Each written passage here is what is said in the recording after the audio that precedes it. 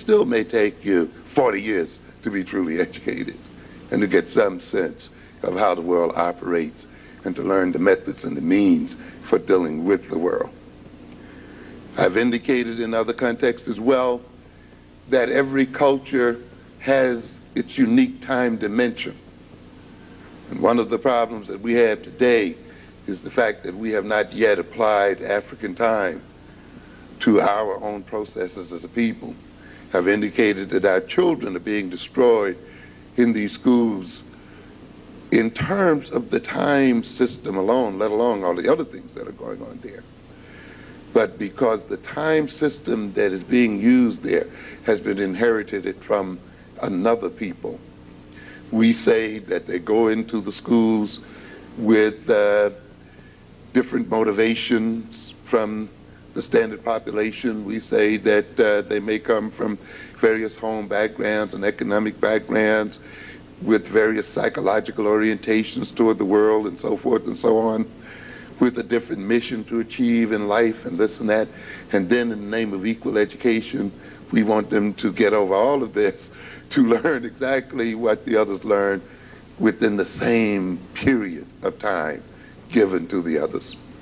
And when they do not learn what we think they should, or we've been told that they should learn, we're ready then to talk about them in terms of learning deficiencies and in need of special education and all of the other kinds of things we hear out here every day. Instead of reconstructing the time system in terms of who they are and what they have to accomplish as a people. To the topic at hand, I would agree with Dr. Uzima that in a sense, in terms of the topic of this evening session, we are all for those titles. You've heard me say, of course, that in order for us to be in the condition we are in as people, we have to be out of our minds. It is a political and economic necessity. It is mandatory. And I'm not being rhetorical when I make that statement. We are a rich people, and yet we perceive ourselves as poverty-stricken. But our richness is not as much in our lands as in another place. The ultimate wealth of a people is in their head, in their heads, not even in their soils. What do we mean by that?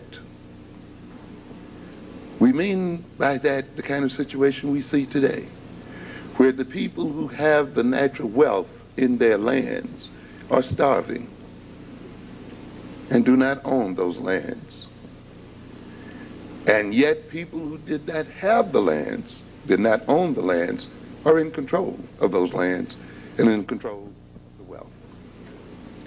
I've often said somewhat facetiously that perhaps Africans would have been better off economically, politically, and otherwise had we not had the wealth in the African soil. Then we would have been forced to use our minds. The Japanese have no wealth in their soils. They have no natural minerals or anything else. In an objective sense, we should call the Japanese a very dependent nation, but their dependency has not made them poor. They make the people who supplied them, make them wealthy. Because of what? Because of the consciousness that they project in the world. When you have the right mind, you can con people out of their wealth. You don't have to have any land if you're smart enough to talk other people out of theirs or take other people's lands.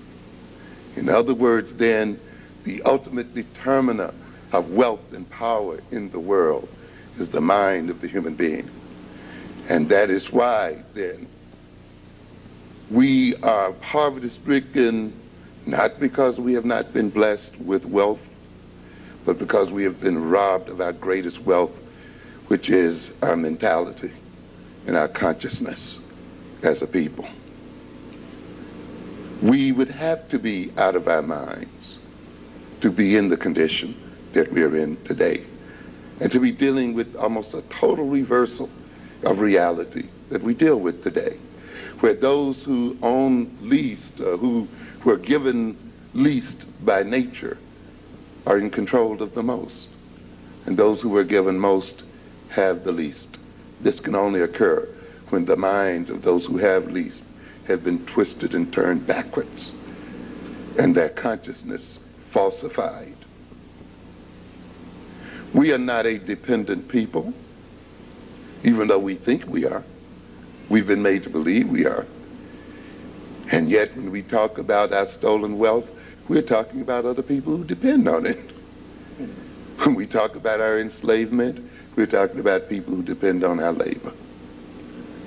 When we talk about the $300 billion or more that we earn, we talk about people who have enriched themselves in terms of how we spend that money. People whose first beeline is to the poor African community in America to enrich themselves. We are still America's greatest wealth-producing population right now.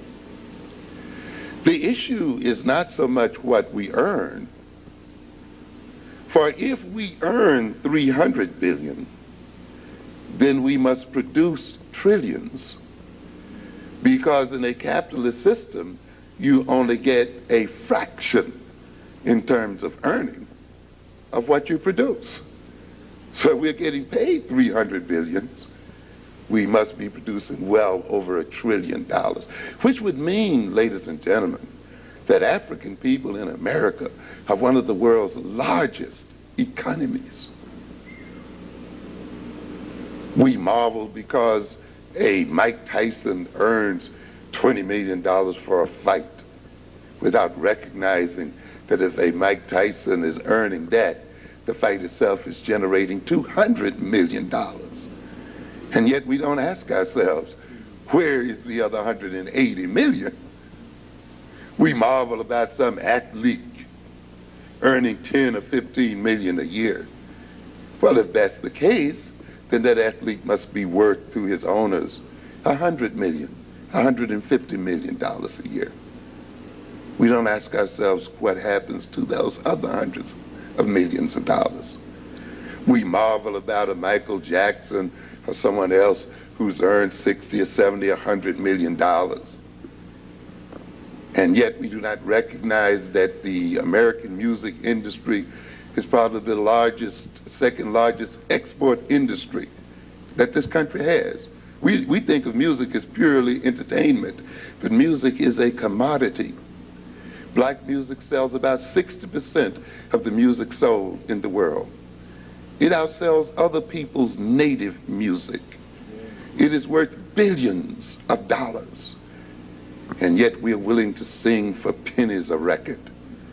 And we're willing to give away our major cultural product to other people.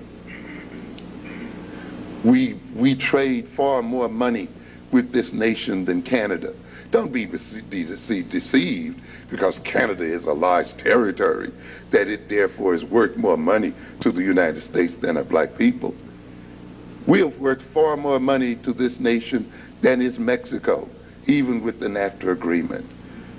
Do not again be deceived because it represents a large landmass. We are to a great extent America's wealth. However, that is rapidly coming to an end. And if we do not transform ourselves within the next 5 to 10 years, we will go into almost irreversible decline and perhaps genocidal demise. We do not have much time, ladies and gentlemen. The nature of the world is changing so rapidly and dynamically. We can no longer debate year in and year out about which way we are going. We must now not only think locally, but we have to think globally. Because the very nature of our local circumstances are being transformed by international circumstances.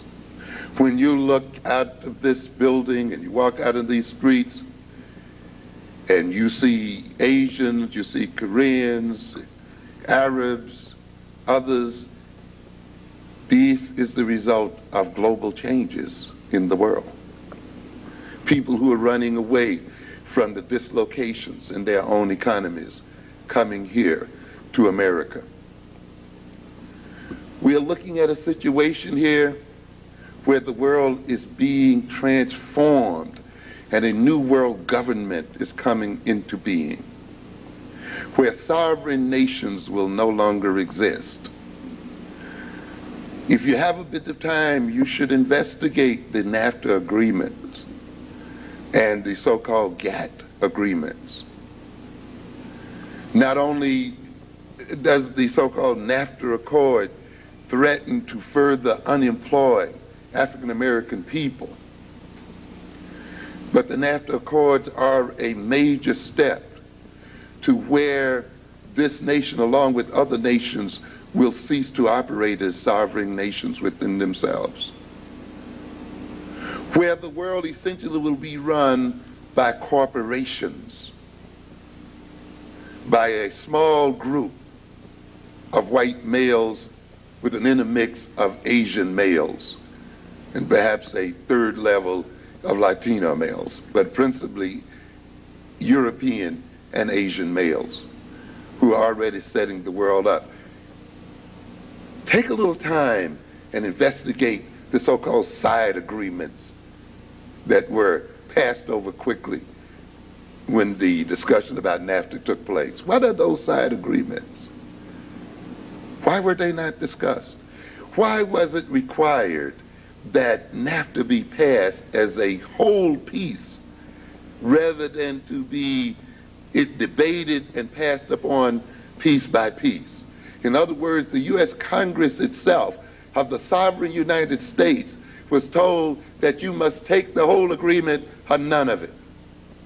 You have no right to take it apart and say, I don't like this or I don't like that, therefore I will not agree with this or I will not agree with that. No, they were told you've got to take the whole thing or nothing at all, and you've got to do it by a particular period of time, which meant, ladies and gentlemen, that the so-called citizens of the United States, through their elected representatives, lost all rights to really debate a major economic agreement that would transform their economic and political circumstances.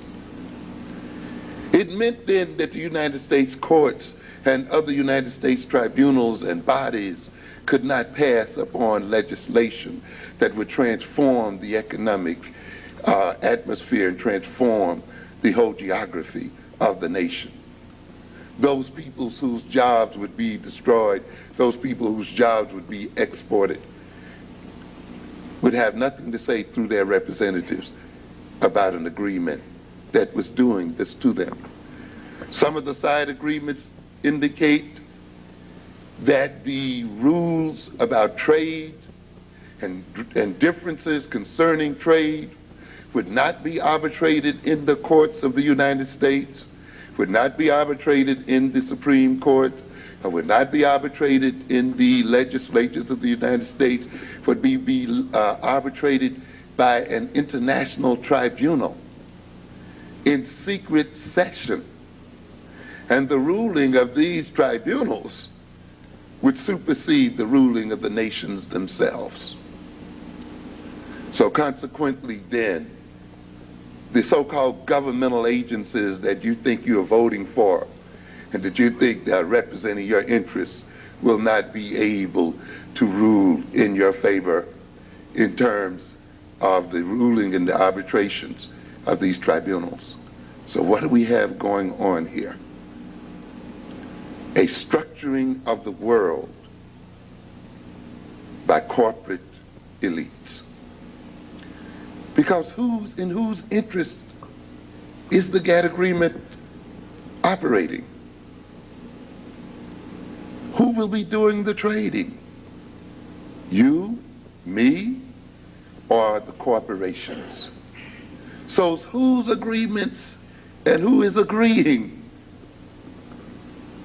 We are dealing with Mexico, which is run by about 17 families. An oligarchy, not a democracy. An oligarchy that was embarrassed here last week by that area that is soon going to be taken over by a small group of people. That area whose lands will be ripped out from under the natives so that they may enter into a trade with the elites in America. If you had a chance, did you check out the GATT agreements? Another interesting thing there too. And really check out the struggle that went on between France and the United States that people thought were trivial, where the United States was literally telling France, look, our movies sell well in France. Our movies sell better than the French movies do. Why not give up your industry?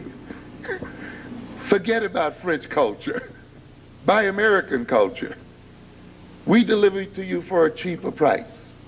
Why not give your consumers what they want? And the French said no. But they're telling the French, you have no right to subsidize your cultural industries or to subsidize your actors and actresses and so forth. The only right you have to do is to swing your doors open and let your nation be flooded by American products. But even more ominous was the struggle between the French and the Americans over farming. The French who are subsidizing their farmers, maintaining their farmers. The United States tell them, you have no right to subsidize your farmers. You must create an open and free market. And if the farm products of the United States are much cheaper than the farm products produced by French farmers, then too bad. If it means ultimately that France would have no farmers, so what? It's better for the world. You should buy U.S. food. What kind of nation, even if it has to pay more for its food, would decide to give up a very basic industry like farming and place its very livelihood and place its provisioning in terms of food in the hands of the international market? Only a Negro nation would do that. And the French told them, we're not going to do it. The same struggle went on with the Japanese. The United States saying what? Throw your farmers out of business. We have cheaper rights. And the Japanese are saying, but we value our farmers and we value their being employed. What difference does it make? We are talking about a free trade system here. And if people are thrown out of business, so be it. And so these are the things that are occurring behind so-called GATT agreements, behind NAFTA agreements, and other agreements. And it is time, African ladies and gentlemen, that you begin to study these issues simply because they are talks between white men and so forth and Asian men, and simply because the terms may not be readily familiar does not mean that they have nothing to do with you. They have everything to do with you. You must recognize that with these so-called agreements, Africa and African people are being isolated out of the world markets. For instance, in this GATT agreement, the people who run the textile industries in South Carolina and in North Carolina, the industries where some of your relatives, I'm sure, may be employed, an industry that employs a large number of African Americans. These people who ran those industries had to struggle with the American negotiators to protect those textile mills for another 10 years. But after 10 years, the agreement is that the textiles from China and other parts of the world will be permitted a free-flowing market in America, and therefore the American textile industry will probably disappear to be around no longer. And that means the African Americans and other people who are employed in those industries will be unemployed.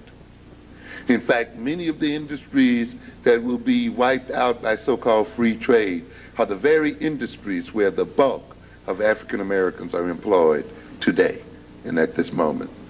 So these are not abstract talks between white men and Asian men and other men. These are talks that have direct effects on our lives as a people. And we should know what they are.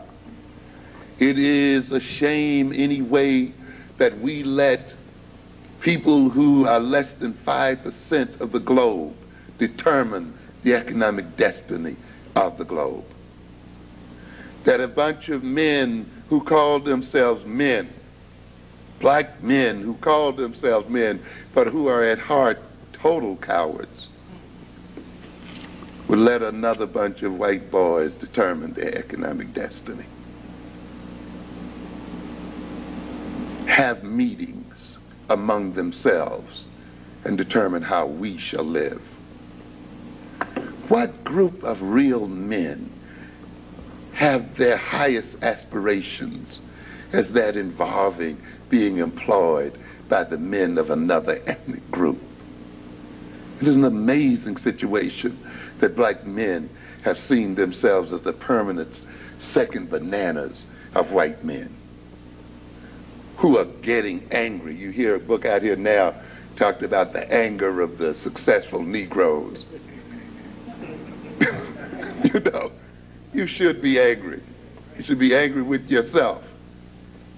You are angry because the white boys are not letting you in. What a shame. Why aren't you creating your own industries? But let's look again at the NAFTA. Where were the Afro-Caribbean nations in that agreement?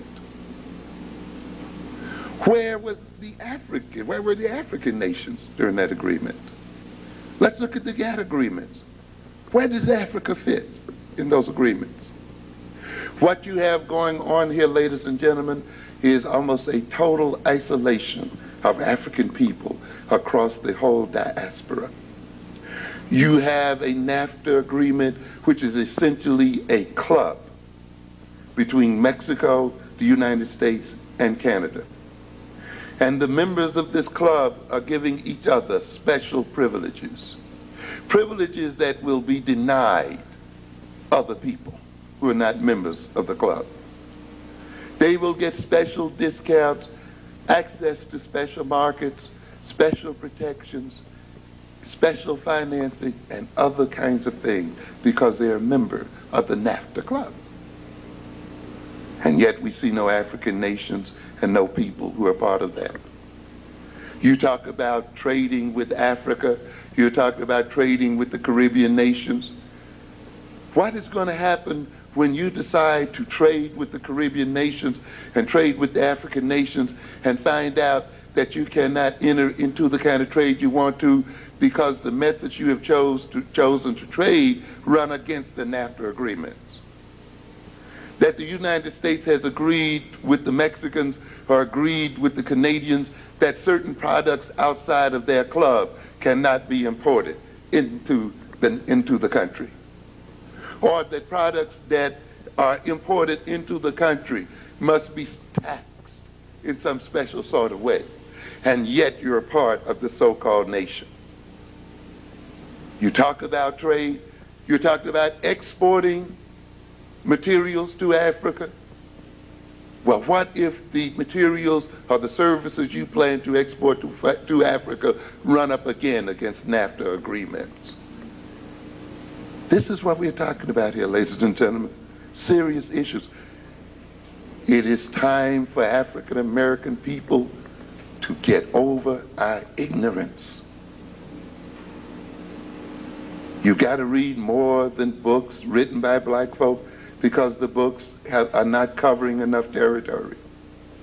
You cannot let yourself be deceived by people who tell you simply because books are written by white folk, you should not read them. White folk don't write every book to deceive black folk. They don't write every book with you in mind. Why do black people have problems reading? Because they're not taught well in school? Not really. The problems black people have with reading has nothing to do with academia. What are we saying here?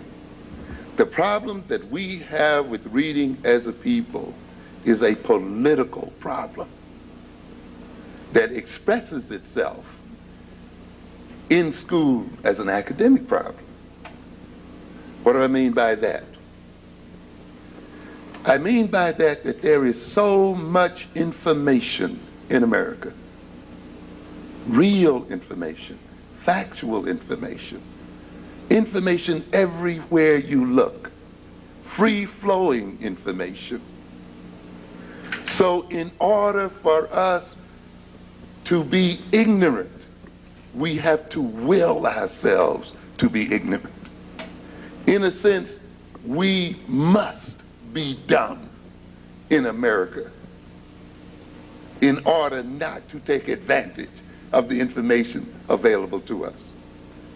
In other words, there is so much information available that if we truly could read as a people, and I'm not talking about technical reading, there are those who have great vocabularies who still can't read.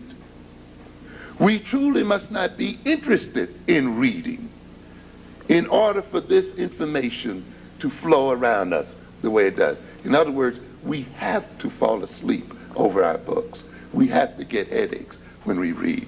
We have to lack interest in reading. We have to, if we are men, see reading as a feminine activity, as something that we are not supposed to do, as something that's exclusively the right of white boys.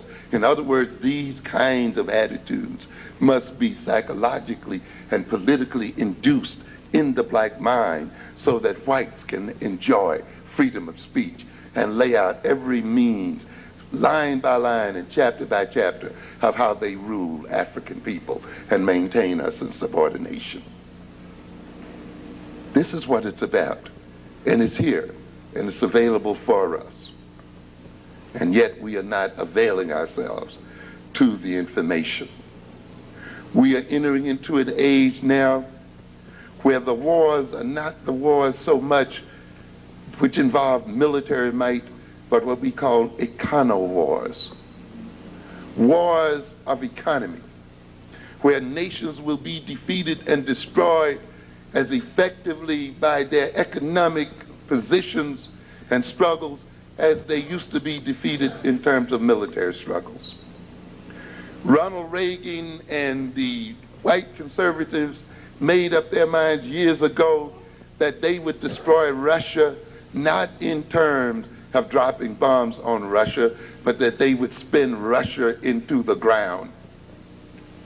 And what they would do would keep escalating the cost of weapons and keep escalating military budgets. And as the Russians sought to keep up with them in military spending, ultimately Russia would collapse economically. And that is exactly what happened, and the Russian Empire fell apart. And today Clinton is in Russia getting ready to feed on that nation like vultures. And the Eastern Europeans, who were a part of the so-called Warsaw Pact, now want to join NATO. Why? Because of the wars of economics. And these nations are now teaming up to make war against African nations and African people. We can talk then about the regional agreement between Asian nations, and African nations are not a part of those agreements. We can talk about the regional agreements in Latin America. They're now setting up Chile, and they're now setting up Argentina to be the next members of the NAFTA Accords. In other words, ultimately the United States will wrap in the whole of Central and South America into the NAFTA club, along with Canada. Where are the Caribbean Africans in this situation?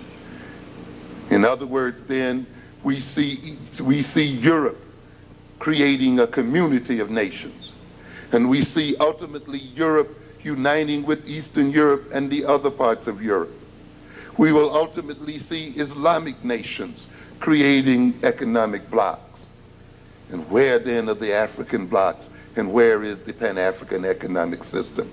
We got Negroes over here singing "We Shall Overcome," and talking about they're a part of some multicultural society, and talking about diversity in the workplace, getting over ethnicity, when the whole world is combining in terms of ethnicity. But this is the game. This is the game we've fallen for century after century. People talking one thing and doing another. And now we see that the African Americans are being isolated in this very nation. We are now more segregated in this nation than we were in the 1920s.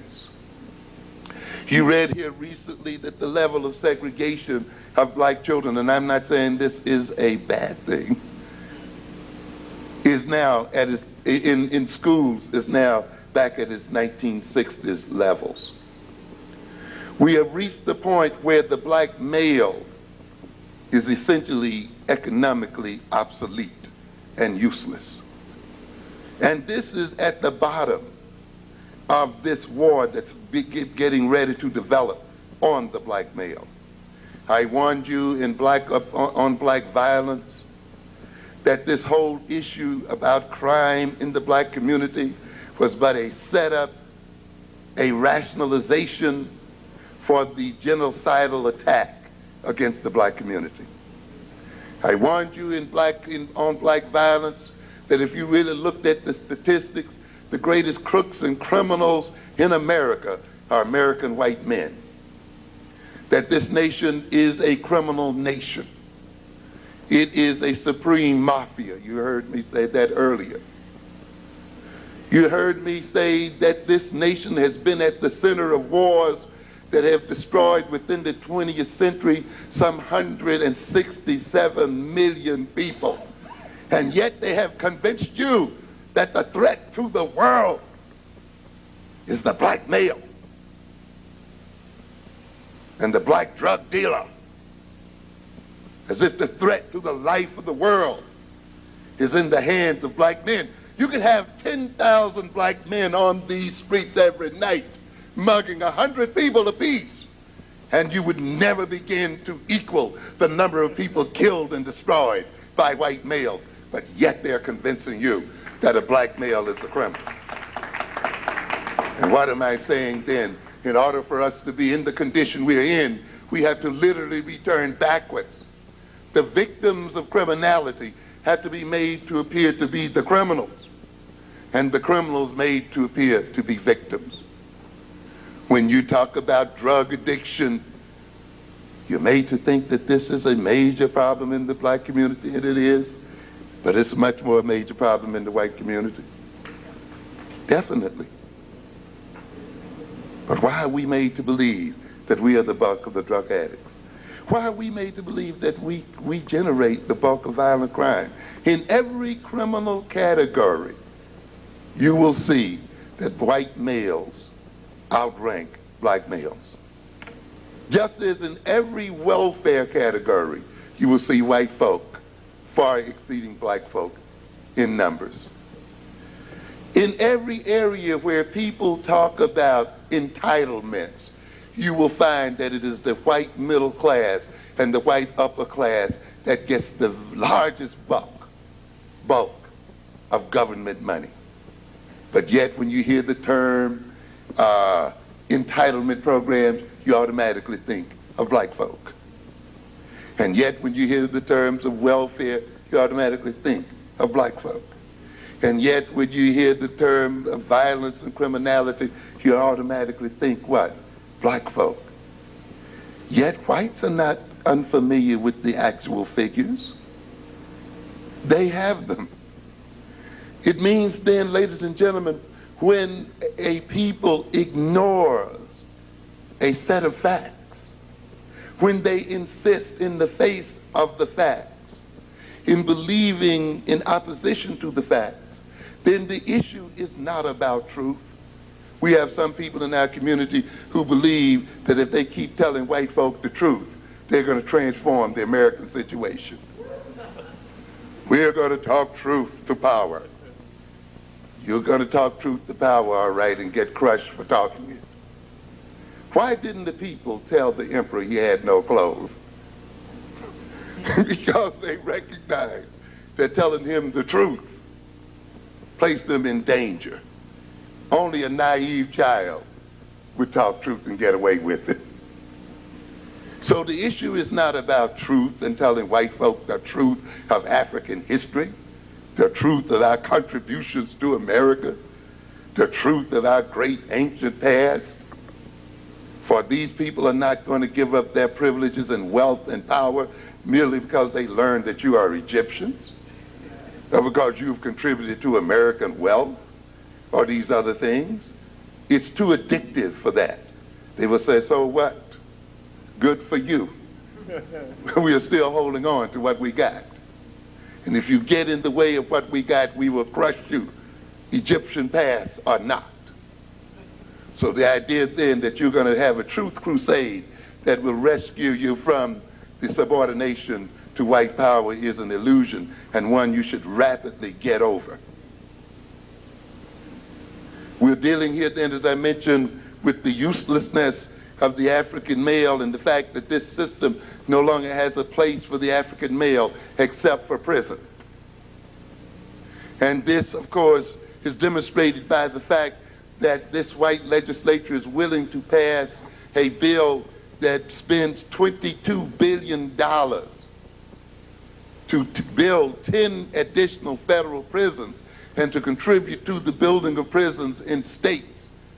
It is willing to add 47 to 52 new laws that require the death penalty. It adds on to its many statutes a requirement that states treat 13-year-old black males and 13-year-olds as adults, and that they lay on them mandatory sentences so that they can spend lifetimes in prisons.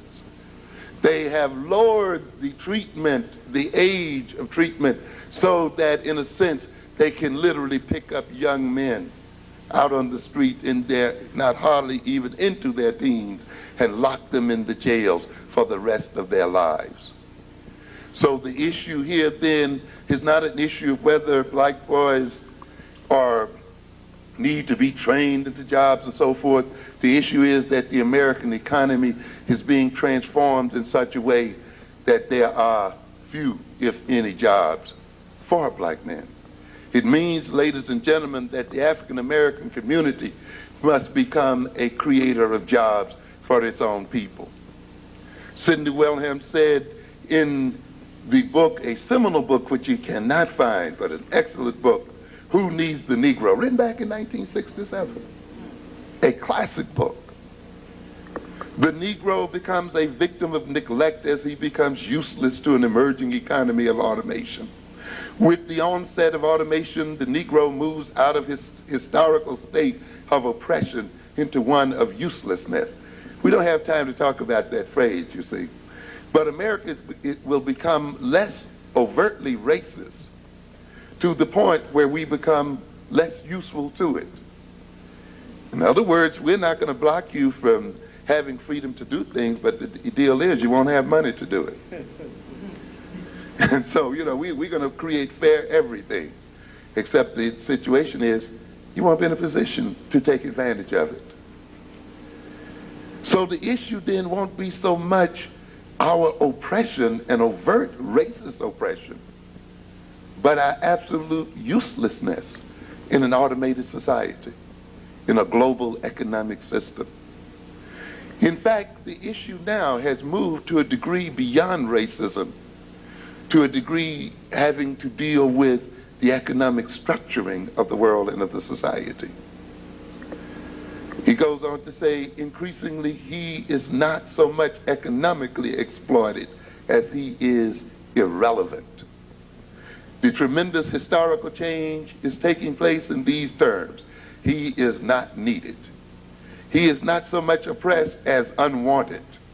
Not so much unwanted as unnecessary. Not so much abused as ignored.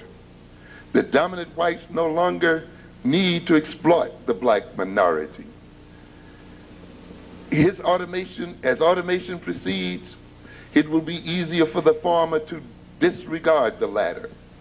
In short, white America, by a more perfect application of mechanization and a vigorous reliance upon automation, disposes of the Negro. Consequently, the Negro transforms from an exploited labor force into an outcast. The Negro's anguish does not rise only out of brutalities of past oppression. The anxiety stems more than ever before out of being discarded as a waste product of technological production. And this is the world that we are facing. And therefore, being caught up in terms of racism is an obsolete fact. It is time now to deal with the economic and social realities of the world.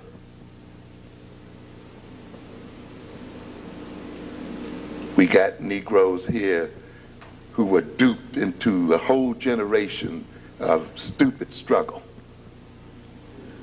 We have Jesse Jackson out here claiming to be speaking in terms of violence. We got an old leadership group of people here who are principally responsible for the violence that is occurring in the black community, pretending to be dealing with it. For it was their decisions made in the 40s, the 50s, and the 60s, and the 70s that created the kind of community that our youngsters must contend with today. Our youth did not make these neighborhoods. Our youth are not making the world that they live in, and yet we spend a great deal of time analyzing them and their music without analyzing ourselves as adults and looking at the decisions we made in the 60s and 70s that place our youth in the kind of situation they face today. And we cannot say that we were not warned. As a matter of fact, W.E.B. Du Bois warned the NAACP as far back as 1934 when he told them that blacks would be segregated for decade upon decade, and therefore the NAACP needs to promulgate an economic program for African people in terms of where they were in the American culture. And if the African American people were segregated in the American culture, then African American people needed to develop an economic system based on their segregated reality. He was thrown out of the NAACP for that reason. And he told them then in 1934 that African people would be segregated for decade upon decade. Why not establish an educational program that spoke to the needs of the people where they were? He was seen as a latter-day Booker T. Washington for saying so, and was thrown out. Booker T. Washington himself, at the turn of the century, was warning of the same thing. You need to get economic power. You need to gain control of your internal markets. You need to establish your economic stability. Deal with the votes later. This is what other immigrants groups do. No, the NAACP struggled, called him an Uncle Tom, derided this man, and now what do we have? We have the right to vote while we are homeless. We have the right to vote while we are jobless. We have the right to vote while our children are miseducated. This right that we were told would bring us a cornucopia of blessings and freedoms. We have the right to ride the front of the bus and we're the only one riding on it. Yes. We have a right to sit at the lunch counter with white folk and we ain't got no money to buy a sandwich. We got all of these abstract rights, but nothing real. And this is the situation we face. We inhabit neighborhoods where the industries have flown away and left us bereft of jobs and opportunity. Why? Because we have not paid attention to the realities of our lives. And now we are overrun with violence. Because violence is the result of social disorganization. Violence is the result of a nation not being able to feed and clothe its people legitimately. I think Ellis was the one and his group indicated that when you looked at the number of black inmates in the prisons of New York, you would see that 75% of them came from essentially 7 neighborhoods in the whole state. And when you look at those neighborhoods of Brownsville and Harlem and South Jamaica, South Bronx, and these areas, you will see that those are areas that have high indicators of other social problems. Joblessness, unemployment as we call it, low levels of education, high levels of infant mortality, a low percentage of native people in those areas that own and control the internal markets. In other words, there's a very direct relationship between the economic organization, between the educational organization and institutional organization of those communities, and the violence that is a part of those communities and characterize those communities. A very direct relationship. And yet when they were told in the 50s and the 60s that the economies of these communities should fall into the hands of African people and be developed by African people, they were told that we were engaged in self-segregation, that we would all live in suburbs with white folk. We'd all be a part of the Fortune 500. Our children would all be bused to learn that 2 + 2 is 4 in Scarsdale and White Plains, as if 2 + 2 is not 4 in Harlem. And yet we find ourselves overrun with violence here today. In other words, then, what we have recognized is that the major struggle in America is not the struggle for political democracy, but for economic democracy. For you can have political democracy. You can vote if you want to, but you can still be poverty-stricken. You can vote if you want to, but you will still have no power. As Robert Allen in his book, when he talks about, the Black Awakening in Capitalist America, he makes this statement that too many of us still believe that democracy works the way it is described in school textbooks. That is, that political power is based on the will of a majority of the people in a given geographical area. He goes on to say, but political power in America is dependent on those who control valued resources and critical institutions, not vice versa. And those who have this power cannot be voted out of their positions by the public at large, because the base of their power lies outside of the formal political sphere. Their base of power lies in the corporations and the large public institutions, which are interdependent but largely removed from the sway of public pressure. What did I just get through saying? The people that will run the global economic system and control the politics of America are not people who run for office. The heads of multinational corporate systems don't run for office. You don't vote on their election to their offices. Yet it is those very people who determine the political and economic destiny of people. And yet you got a group of people, even on the radio station you revere so much, that tell you voting is your key to power. Voting is not a key to power.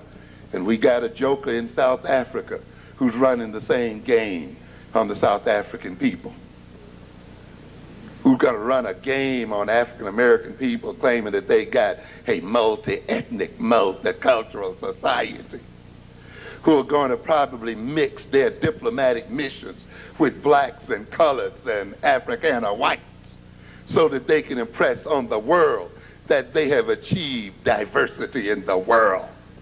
When the ownership of production and the ownership of land and wealth will remain as much in the hands of whites as it has ever remained.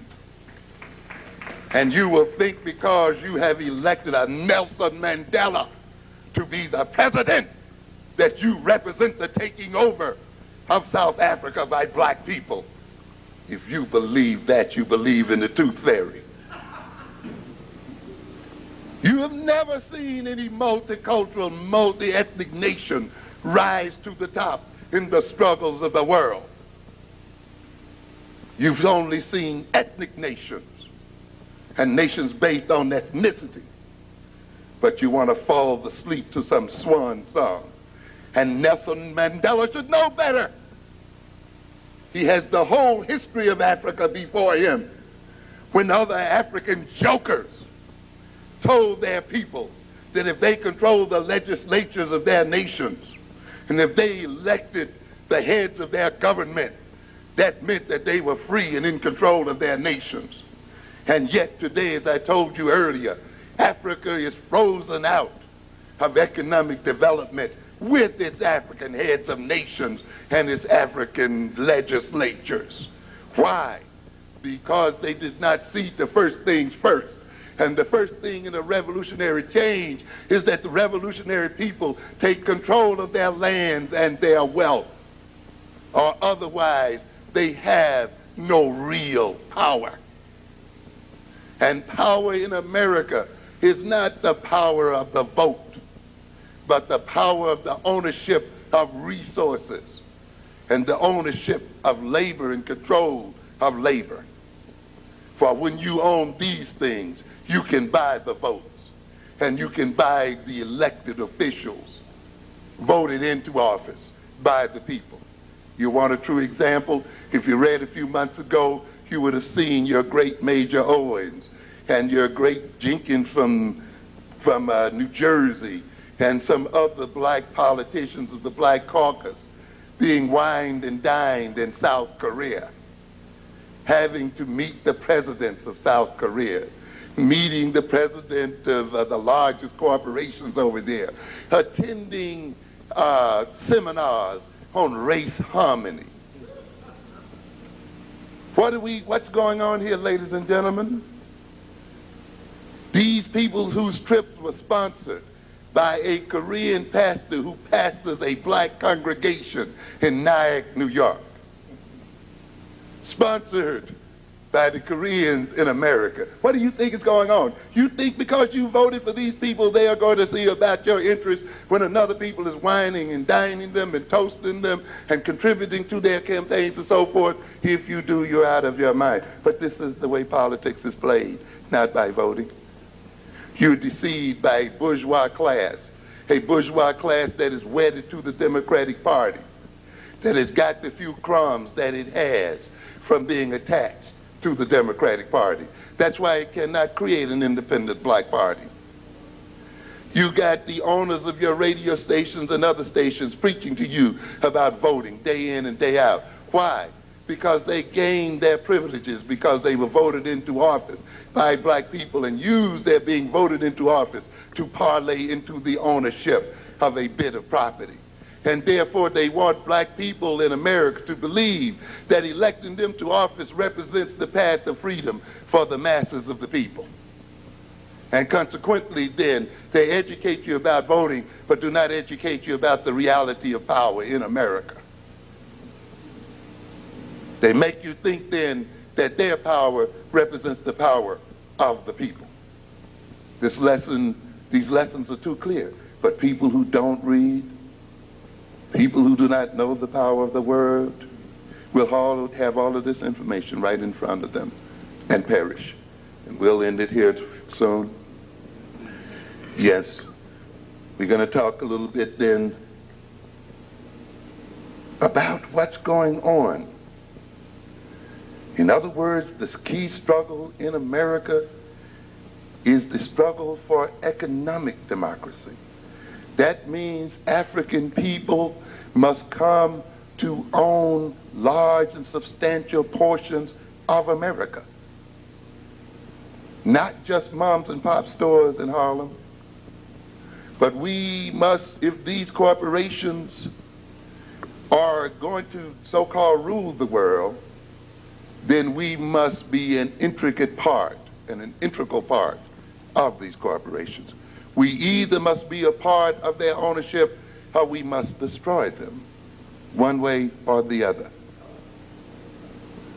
When and how these corporations decide to move the world in terms of their interest, then African people must be a part of that decision-making process. And that means then the ownership of production in America, the ownership of production in Africa, the ownership of production in other parts of the world must belong to a good extent with African people. So we're talking about a broad and grand economic program here, because it is only through this kind of program that we can salvage our very lives as a people.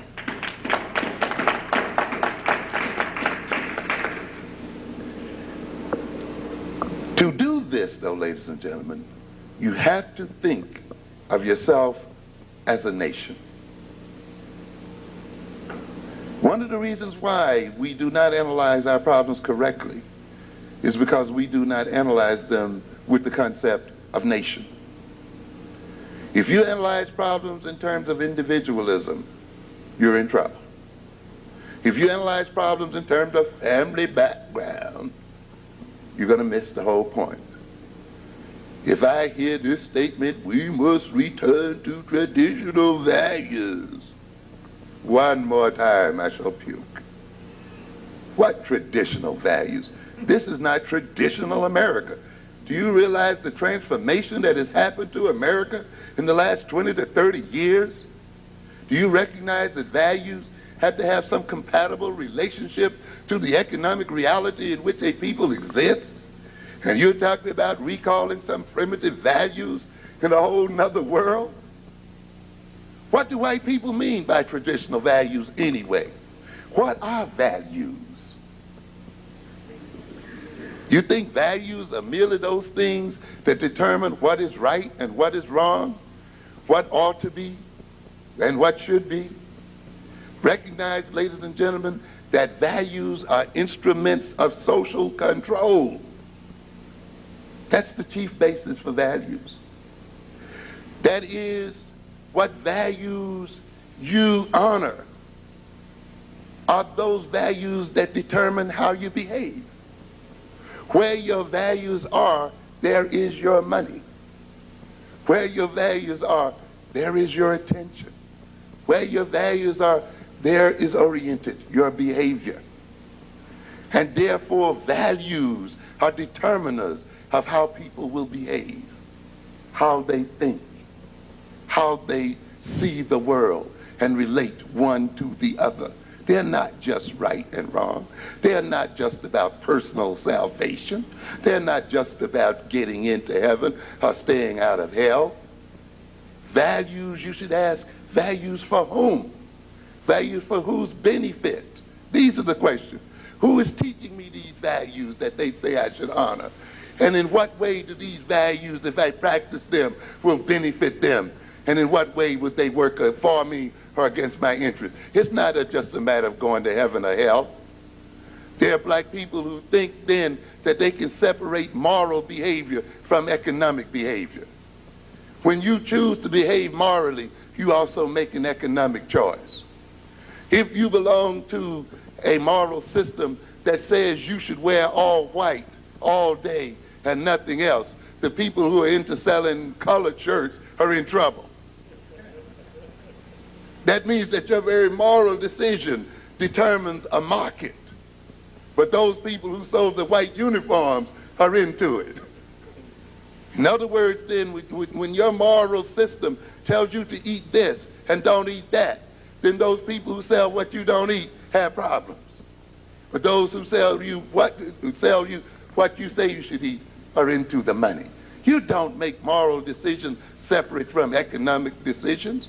You don't choose values that are separate from everything else that goes on in the society. So when people start talking to you about choosing values, they are talking about a means of socially controlling your behavior. And when whites tell you about traditional family values and traditional American values, they're talking about those kind of values where you say, I'm poor and I'm in need, but I'm too proud to ask for welfare. Yeah. So that way you'll die filled with values. And the American public, which has robbed you in the first place, won't have to pay a nickel for you. Yeah, that's what traditional values are. Traditional values tell you that you can let another people starve you and cut off your lifeline, take total control of your economic system, but you're such a law-abiding citizen. You won't take control of your own wealth and you'll starve to death because you're a good Negro. The major reason why Africa, America is in the trouble it is today is because of good, law-abiding, church-going Negroes. Yes. Who do not realize that there's no such thing as a sacred law, but a game that's run on the people who make the law as a means of manipulating and robbing from other people. That's what it's about. So when you become law-abiding, you agree to the rules of the game. And if the rules of the game mean that those who are in control legitimize their thievery, you will go along with their theft of your very life and property because you want to claim how law-abiding you are. And someone has told you to render unto Caesar what is Caesar's when Caesar stole it from you in the first place. Someone told you not to see color and not to choose, and that to choose to take care of your own children and to spend money so that your own children can benefit first is reverse racism. So that you feel guilty when you spend with a black person and you feel inflated and morally pure when you give your money to other people. And you feel that you're doing God's will.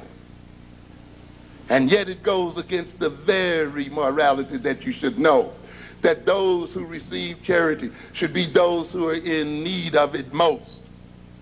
And if you looked hard at your own situation, you would recognize that black children and black people are in need of your wealth more than any other people.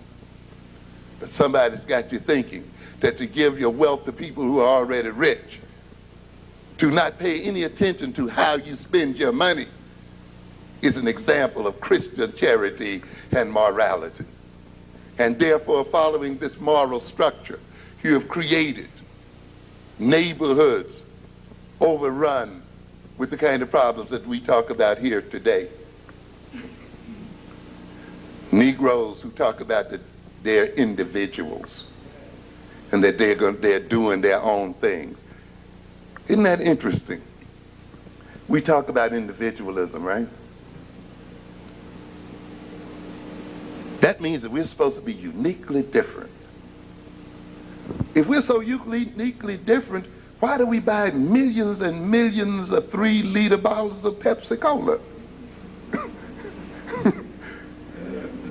Why do we buy millions of pairs of Timberland shoes? Where are all these individuals who are supposed to have such different tastes and choice?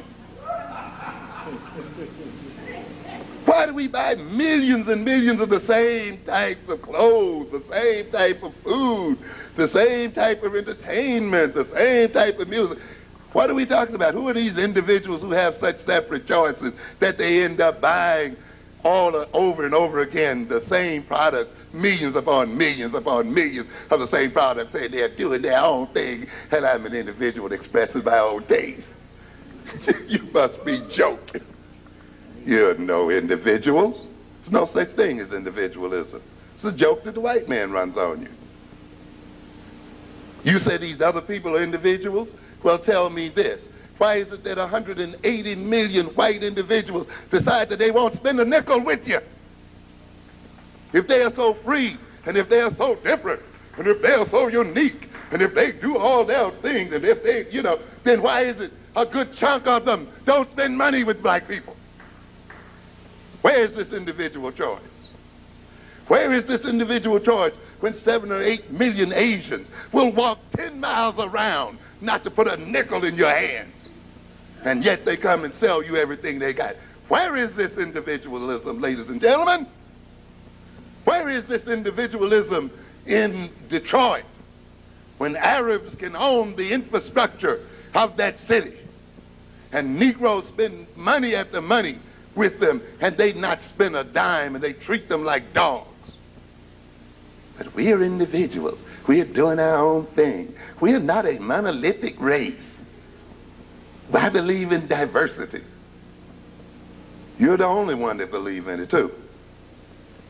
Because, ladies and gentlemen, we are a de facto nation in America. Black people are the most segregated people on the American continent.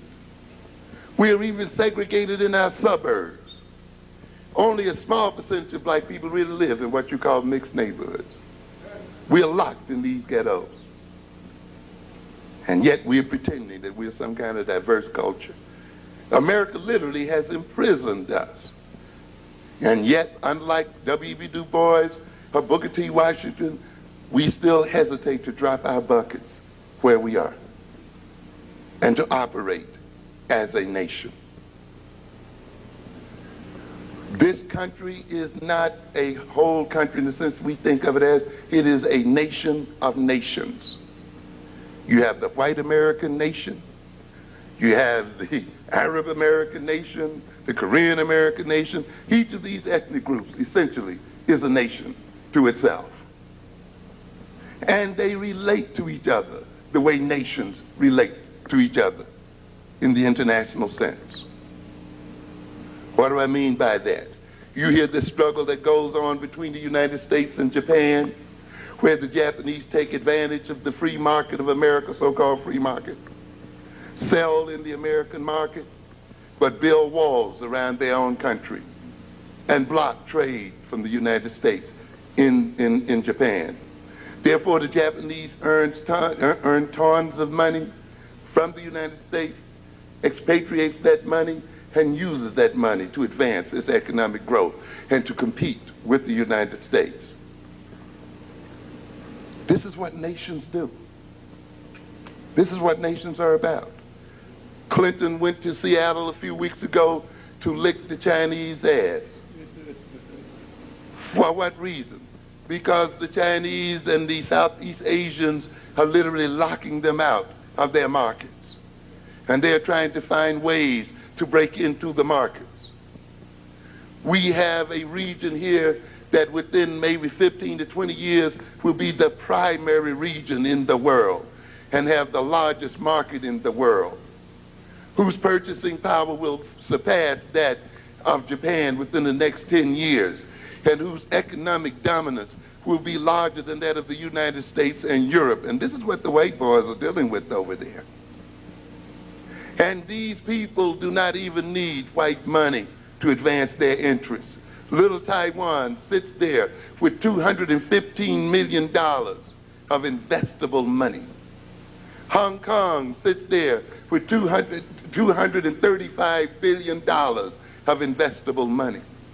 You can go to Indonesia with 46 billion. You can look at Thailand with something like 30 billion. You're looking at a region with some 800 billions of dollars that it can invest in its economic growth and development. You can look at the Chinese economy, which today is the third largest economy, and is predicted by the Wall Street Journal will, by 2015, if this country does not derail it or steal from it, will be the largest economy in the world, growing at 12% today. This is what you're dealing with here. These are nations. And how do they do what they do?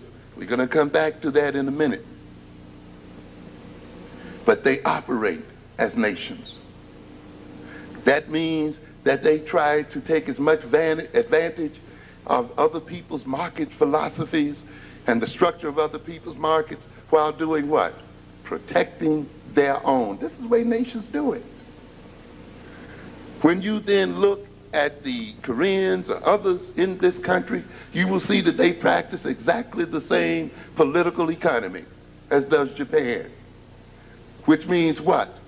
That they take advantage of the free and open market of the African American nation, sell in that nation, create wealth in that nation's markets, exploit that wealth through their own, and block any access to their own markets by African Americans. And use then that exported wealth to continue to invest in the African American community, but ultimately to invest in the large American economy and to invest into the national and international economy and to fund the growth and development of their own native nations. This means then that African Americans have a political and economic ideology. You see, if we looked at ourselves as a nation, we would see that we have, as a nation, a political and economic strategy and an ideology. And we've had it over historical time. We believe in open markets, free markets, right? Yeah, we believe in that mythology, because this is what we were taught in Economics 101. The greatest lies told in America are the lies around economics. Yes. We believe in being fair, so we're going to be an example to other people. What does that mean then? That we're going to open our markets and not prohibit them to enter our markets based on race or any other thing. See, that's reverse racism. We believe that people should be free to invest anywhere they feel like investing without regard to race, color, or creed. This is what they teach Negroes, despite the fact that this is not how the world operates in reality. This is the ideology of black folk. And this ideology then permits other nations and people to invade the African American markets and take advantage of those markets. But they don't have that belief in regard to their own. They believe that they should be in control of their markets. They believe that they should not leave it open for everyone else to come in. Therefore, what happens? They gain access to the African American market, and they retain access to their own market. And not only that, they block African American entrepreneurs from access to their own people. And now we're wondering why we're suffering the way we do. But it's because we as a nation have a self-defeating economic ideology. Because we believe Horatio Alger myths that people come in and they wash dishes for 20 years and save up their little money. And then they get a little store. And from that they build a chain of stores. Now, this is kind of economic philosophy we've been taught. We've been taught that this is a free market where money talks and bullshit walks. Nonsense.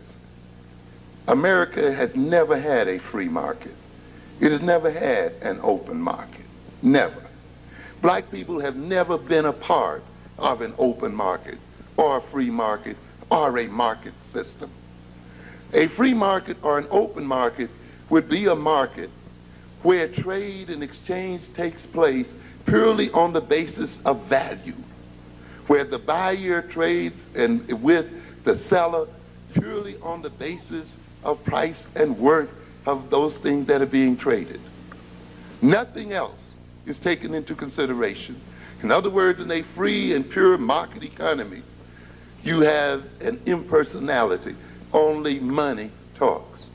But as soon as someone decides to sell or not sell because you are a different color, or raise the price because you're a different color, or deny loans because you're a different color, or deny access to the market and so forth, you're not in a market economy. You're not in a free market at all. And you've never been in one. And yet, you want to project your own market ideology as one of free and open markets, where you permit other people free access. You must understand that the white man rules and orders this society in terms of the economic system. It is by means of control of the economic system that he had that he creates class and racial differences, and that he disciplines the whole nation in terms of firing or not firing, in terms of wage and salary differentials, in terms of lending or not lending, in terms of information or not information. And by that mean, he orders and structures and determines the nature of the social system. And therefore, that kind of power that's given from which he gains his control cannot be freely given to any other people. It is not free for all commerce. It means then that those who wield power in America and who will wield power in America must wrest control of this economic system from this person. The same way they wrest economic control from the Native Americans when they came here. Let me read you just a quick thing here, and our time is running. For these Negroes who believe in competition, capitalists are the most uncapitalistic people in the world. They do not believe in competition. They believe in destroying competition. They believe in creating what? Monopolies. They believe in gaining complete control. It's never been about free competition. It's been about power and control. Now let's look at what has been practiced here quickly in terms, and this comes from Theodore Cross's Black Power Imperative. I can't read them all here, but he lays out an interesting chart. He says for 300 years, the American colonies, the states and the federal government allotted untold billions of dollars of public wealth exclusively to members of the white race. And then they preached to Negroes that you're not supposed to ask for anything from the government. But ladies and gentlemen, the wealth that whites have today is the result of the government handing to them free land and free labor, by the way. Not competition, not people washing dishes and saving pennies and, you know, buying this and that, but by people who use the government itself as a means of enriching themselves. In 1675, the Massachusetts Bay Colony cedes plantation rights in 6 square-mile tracts to worthy individuals. The population of that colony included black slaves as well as free blacks. Neither were treated as worthy individuals eligible for land grant. The government was what? Giving away land. Maryland and Virginia in 1683 established 50-acre land grants to settlers who paid their own way across the Atlantic. Blacks were given a free ride in slave ships and thus were not eligible for grants. 1785, the Federal Ordinance of 1785 authorizes the sale of 640-acre tracts to settlers for $1 per acre. As slaves, blacks were legally prohibited from owning property. Where's your free market system, ladies and gentlemen? Where's your open market system that you have been taught to believe in? Why are you letting other people walk into your neighborhoods? Because you believe in some antiquated and never real economic ideology. Because you're not taught the real history of America and have not gained the real knowledge of America. Because you see, studying economic history and economics is a dull situation. You'd rather goose your neck in subway trains listening to music that hypnotizes you and drives you out of your mind. In 1850, the beginning of the massive federal land grant program for private railroad companies, outright awards of 130 million acres frequently include property for 20 miles on either sides of road beds. Those lands later found to contain billions of dollars of petroleum and mineral reserves.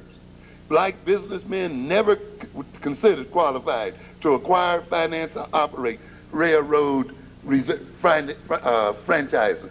This old General Grant that you think was a part of your liberation was president during the giveaway of millions and millions and millions of American acres to a handful of white men in terms of building the rails, giving away to one railroad as much as 158 million acres. And the government financing the development of the railroads, the government buying the bonds of the railroad and the whole bit and turning the wealth over to these white men. And they dare to talk to you about a free market and a free economy. Other railroads were given millions and millions of dollars. Learn the reality. To be truly Afrocentric, you must not only know your African history, but you must know American history, and you must know economic history the world over. It is not enough for you just to know about Africa, the history of Africa. You'll be deceived. You must know the reality of the situation. 1862, the Homestead Act grants settlers 160-acre tracts of federal land without charge. And they tell you the little few nickels you get from the federal government means that you're something decrepit. They're going to make your workforce so you can work for nothing in pennies. and create a third workforce to underemploy and unemploy other people in the name of workfare. Over 250 acres of public land transferred almost exclusively to whites in the most important land grant program in American history. Negro claimants blocked by lynch mobs, intimidation, and refusal of local authorities to protect their claims. But as you said, Brother Harris, we're willing to protect these other people. They got a right to be here. 1889, in the celebrated Oklahoma land rush, 150,000 white settlers scrambled to claim the choicest land. Savage lynchings, Ku Klux Klan terrorism, and Jim Crow legislation kept Negroes out. Later, the heirs and successors of white settlers were to discover billions of dollars of petroleum reserves on these lands. So, you know, they're rich because they're smart, right? They're rich because they stayed up nights burning the midnight oil. They're rich because they were living their dream. Yeah, you believe that. We can go on. I mean, there's so much here. But what's going on here? They're telling you about individualism. In every one of these acts, you will see what? Collectives of people. Not individuals. Collectives. Rings. Syndicates. Cartels. Groups. Not individuals. Groups of men. You will see the whole legislature passing laws in their favor. Men. Women could even vote. Blacks could even vote. The legislatures of states and even the United States legislature itself was literally owned by the railroads, Jay Gould, Jim Fisk, you name them all, Rockefellers. That thief and dog literally owned almost every bit of oil in this country.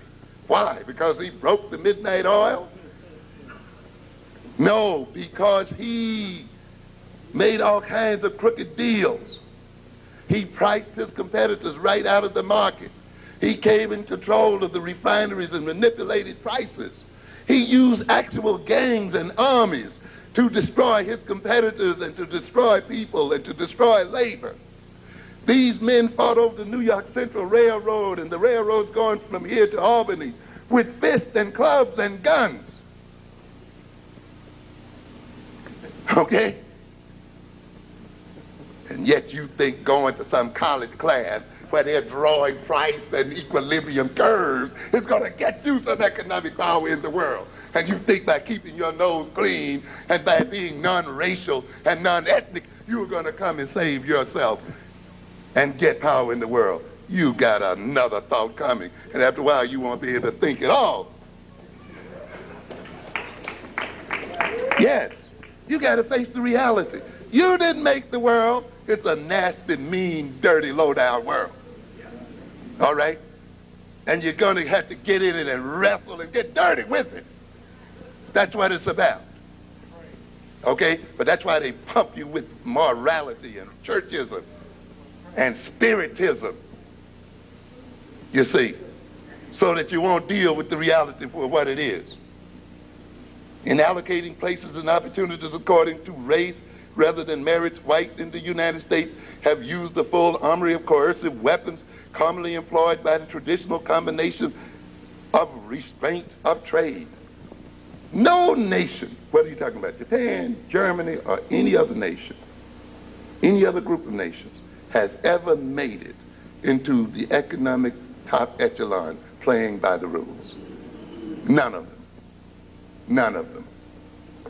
They've always operated in terms of protecting their markets and getting a free ride on other people's markets. The Koreans are doing the same thing to you. The Arabs are doing the same thing. Whites have done the same thing and still doing the same thing. Every immigrant group comes in with the same strategy. Every immigrant nation do what? Protect our own and get a free ride on African Americans. That's what it's about. The United States defeated Britain and sent Britain into economic decline because the British, who were so arrogant about their manufacturing prowess, decided that they would throw their markets open and deal in free trade.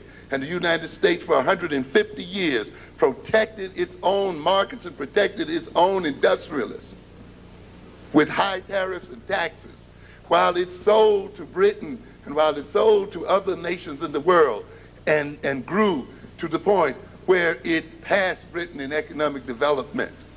And Britain went into a decline for which it is yet to recover. And the Japanese are into the same game with the United States. And the Asians are into the same game with the United States. This is what the deal is about. If you see yourself as a nation, then you can see how the game is to be played. And then you learn the strategies by means of which it will be paid. But if you're just living your own individual dream, you'll never get it. And the dream is going to fall apart, just like Les Brown's dream fell apart. Yeah. He's going to learn that there's some other people dreaming beside you, buddy. And sometimes your dream clashes with theirs. Okay? Individual success is determined by the social structure in which they operate. Individuals cannot succeed by themselves. I do not care how much brain they have, determination they have, dreams they have. They must operate in an economic structure, a social structure that allows them to achieve their dream. If that social and economic structure did not exist, they could dream all they want to. They will never get anywhere. In other words, then, individual success is social success. And individual success is created by a national or societal structure, not by individuals dreaming alone and pursuing their own self-interested dreams without regard to other individuals. But this is what we are told. We are told to do your own thing. Well, that's autoeroticism. Eroticism, isn't it? That's masturbation. Isn't that what that is? Yeah, do your own thing, you know. In other words, to do your own thing requires cooperation from some other folk. Yes. To even do your own thing as an individual requires what? Other people. Yes. You can't do your own thing by yourself. And so the most primal need of the human being for sexuality, for love, cannot be done totally by the individual themselves. They must enter into some kind of relationship with other people. One of the interesting things I find about individuals is they have an inherent tendency to form groups. You know, you think about it. We got to end it here. We got so much here. But what we need here in the end, and what am I trying to say in the end? That your strength lies in your ethnicity. Your strength lies in your African consciousness. Consciousness is also an instrument of power. It's not just about knowing your African history or knowing yourself. Consciousness is the means by which an individual determines his or her behavior. You see? And the things used by consciousness, thinking, reasoning, information processing, and the values that are a part of that consciousness are the means by which the individual negotiates his way or her way in the world. You understand what I'm saying? It is through consciousness that you adapt to the world and adapt the world to yourself. And therefore, since consciousness guides behavior, since consciousness enables the individual to do various things, consciousness is an intelligence and consciousness is a power. The thing about consciousness, though, is that it can be socialized, meaning that consciousness that can be created by the nature of the interaction that the individual has with other people. And what has happened then is, in interacting with whites and Europeans, we have been inculcated with a Eurocentrically generated consciousness. And once that consciousness has been imposed upon us, and since it is an instrument of power, it means then that the Europeans have power over us through the consciousness that they created in us.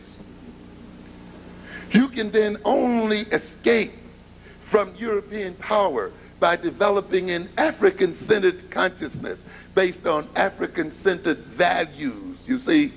Because if consciousness guides behavior, if values guide behavior, then if those values are your own, and if that consciousness is your own, then people with another consciousness and another set of values cannot control how you behave.